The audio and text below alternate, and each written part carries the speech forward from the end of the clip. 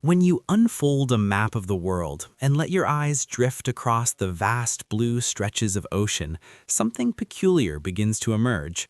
There, in the narrow waste of the Americas, the Atlantic and the Pacific seem to lean toward one another, separated not by thousands of miles, but by a thin ribbon of land, the Isthmus of Panama, a place where geography itself appears hesitant, as if the continents almost forgot to keep the oceans apart.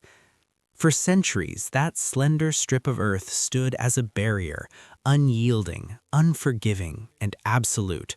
To cross from one ocean to the other was not a matter of convenience, it was an ordeal. Ships departing from the eastern coasts of the Americas, bound for the west, faced a brutal decision. They could embark on the long, treacherous voyage south, braving the violent waters around Cape Horn, where storms rose without warning and waves towered like moving mountains. Or they could unload their cargo, transport it across the jungle by land, and reload it on the other side, a slow, costly, and perilous process riddled with logistical nightmares. Time was lost, fortunes were drained, lives were risked. And yet, in that very place where nature had drawn a line, humanity began to imagine something audacious, not a path around the obstacle, but straight through it. The idea of a canal across Panama was not born from romantic ambition or curiosity, it was born from necessity. In a world increasingly driven by trade, speed meant power, shorter routes meant dominance.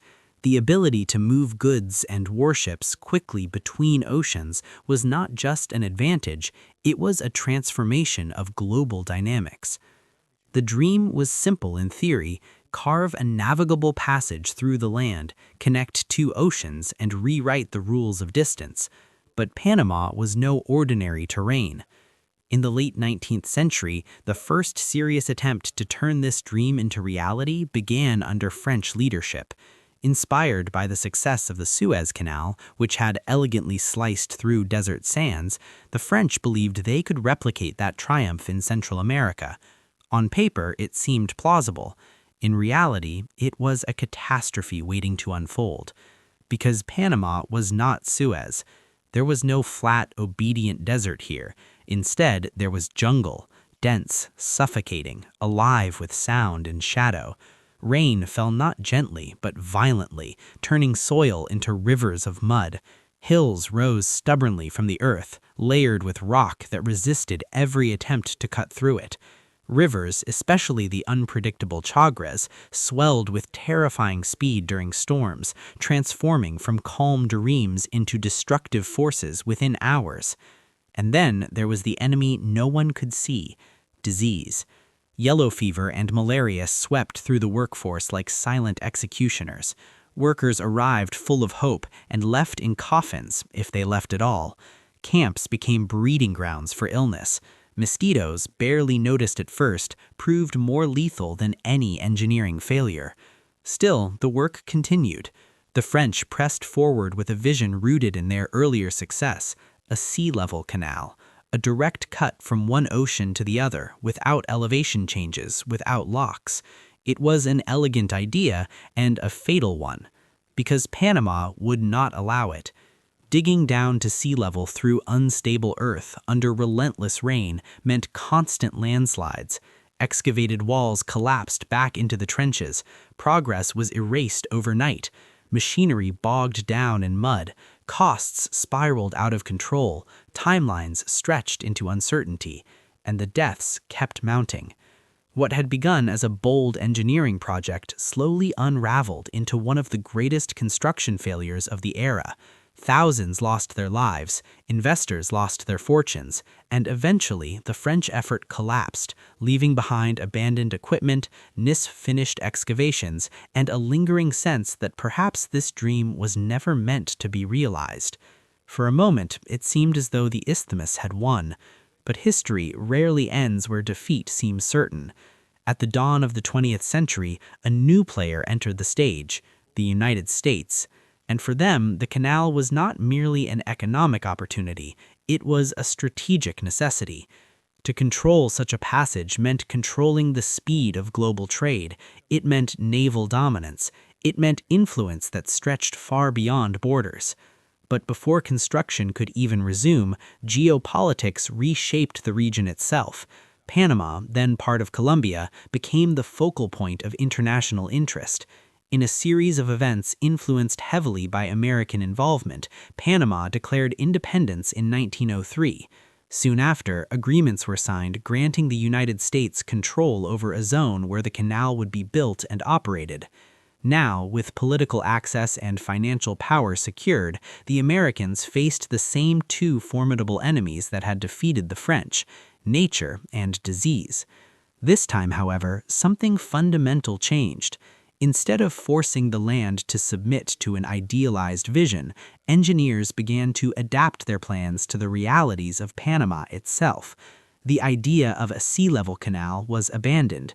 In its place came a revolutionary concept, one that would redefine the project entirely: a lock-based canal. Rather than cutting endlessly downward, ships would be lifted, raised above sea level, carried across the isthmus, and then lowered back down on the other side. It was, in essence, a massive water elevator system. This single decision transformed the project. Excavation was reduced. The terrain was no longer an enemy to conquer inch by inch, but a feature to work with. Hills could remain, partially. Valleys could be flooded. The canal would not fight the land, it would collaborate with it. But even the most brilliant engineering solution meant nothing if the workforce continued to die.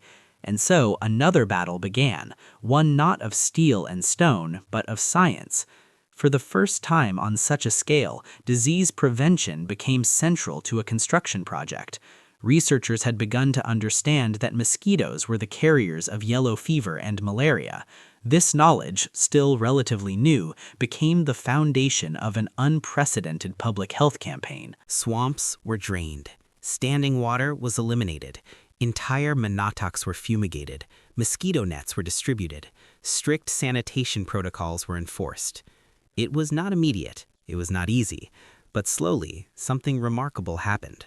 The death rate dropped. For the first time, workers could survive long enough to build. And with that, the canal project truly came to life.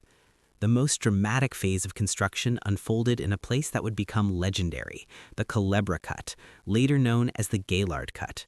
Here, engineers faced a silsila of hills that stood directly in the canal's path. To pass through meant carving a massive trench through rock and earth, under conditions that seemed almost designed to resist human effort. Explosions echoed through the jungle as dynamite shattered stone. Steam shovels clawed at the earth, lifting tons of material with each movement.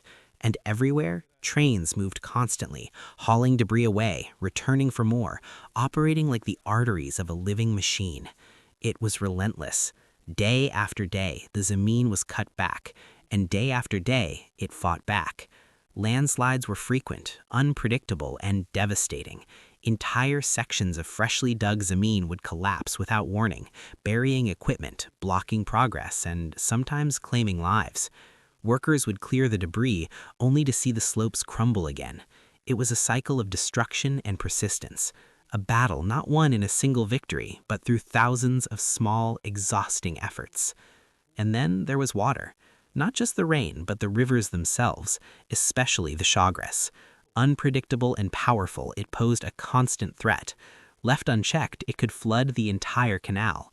The solution, once again, required thinking beyond conventional limits: a dam. But not just any dam, a massive structure capable of taming the river and transforming it into something useful.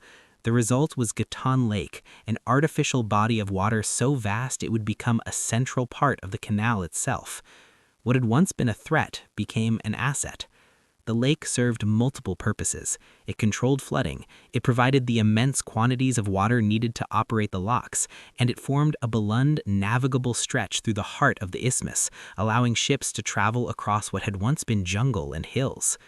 The locks themselves became marvels of precision engineering. Gigantic chambers capable of holding ships hundreds of meters long, operated with a simplicity that masked their scale. Water flowed by gravity, filling and emptying the chambers without pumps. Gates opened and closed with careful timing. Ships were raised and lowered with astonishing smoothness. Yet the margin for error was almost non-existent. Inside the locks, space was tight.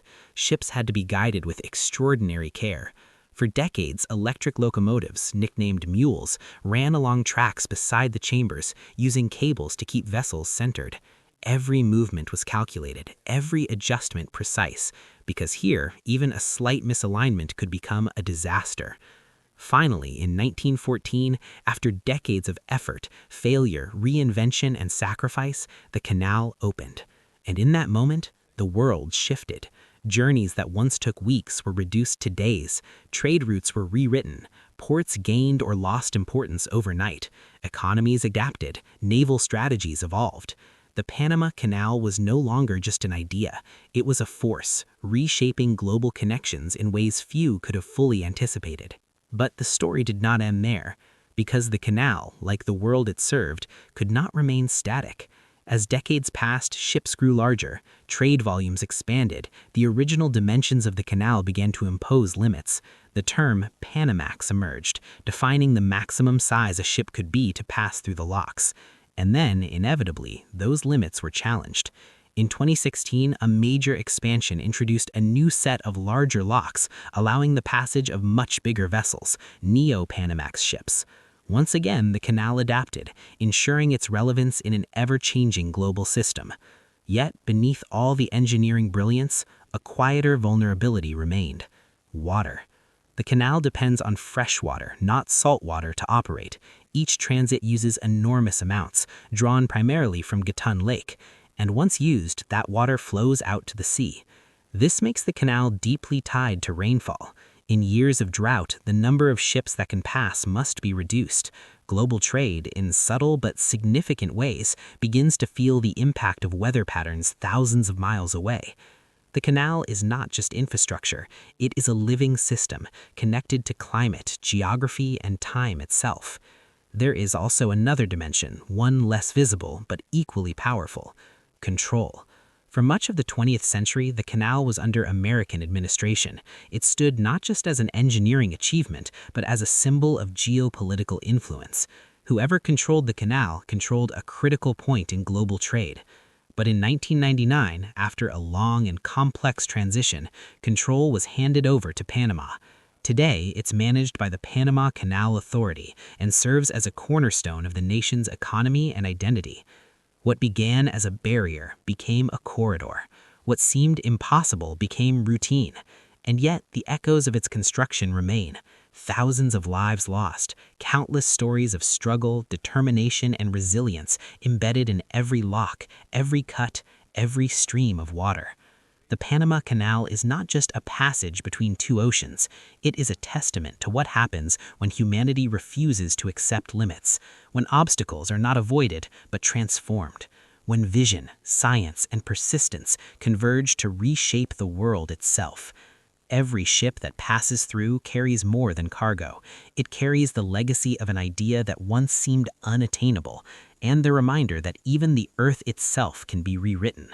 And as those ships rise and fall within the locks, moving silently between oceans, one question lingers beneath the surface of this extraordinary story: what other boundaries, still standing today, might one day be crossed? If this story changed the way you see the world, make sure to like the video and subscribe. And tell me, what other impossible human achievement would you want to explore next?